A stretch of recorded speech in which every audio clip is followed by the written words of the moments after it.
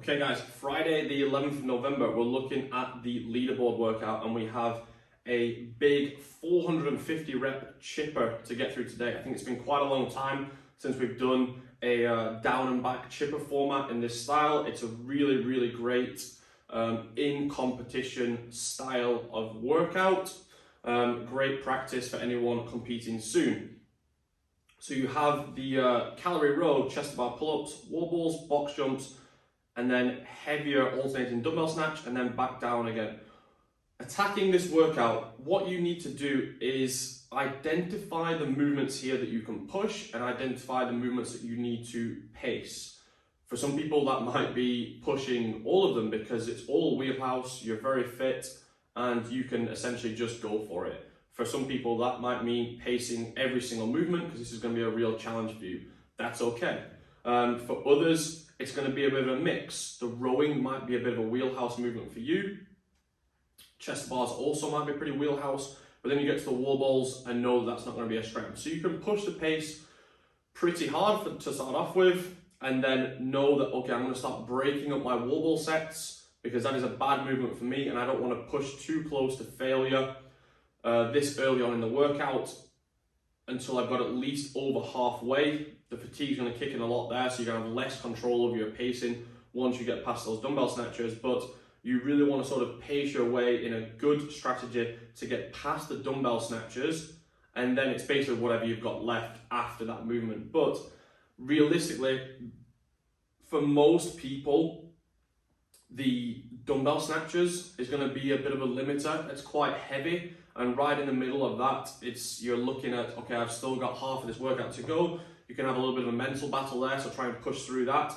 Try and set yourself smaller targets when you get to some of these sets in the middle here. Okay, just get to 10, just get to 20, just get to 30, and count it a little bit like that. I can take a rest when I get to 25. I can take a rest when I get to 40. Setting yourselves targets rather than being overwhelmed by these big sets of 50. And the second major limiter here is probably that second set of chest to bar pull-ups. There is nothing wrong with, if you have the capacity to do 50 unbroken chest to bars, still doing these in sets of 5. I remember watching, this was a very long time ago, but watching Sam Briggs take on a regionals chipper that was 100 wall balls, 100 chest to bars, 100 pistols, 100 dumbbell snatch. And she did the pull-ups. I think she did one bigger set and then pretty much in 5s all the way. She had the capacity to do way bigger sets than 5s, but paced it perfectly with those 5s and was able to push through the rest of the chipper. And I don't know where she finished, but probably was very high towards the top, probably even won the workout.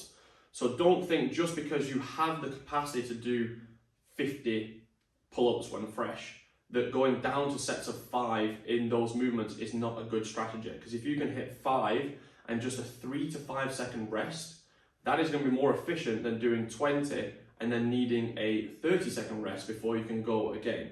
So think about that when you're thinking about strategy and being able to fall back on that plan once it starts getting tough. In terms of scaling, we have a version that is the same amount of total reps, so you're doing the same amount of work, but we've just looked at those two major limiters and taken those away a little bit, or sort of scaled those a little bit. So instead of the sets of 50 chest to bar, you now have 4 sets of 25 pull-ups. Still incredibly challenging. This is going to be a really hard workout for you to chip your way through, trying to get under that 24-minute cap, or as much as you can get done in 24 minutes. And then the dumbbell snatch we brought down to the typical 22.5, 15 kilos, which is just going to help you get through those sets with a little bit more intensity. So make a good decision. If you're looking at that first RX version and already knowing that those chest to bars are going to be in very small sets, like 2s and 3s, then you're probably better off taking the scaled version today.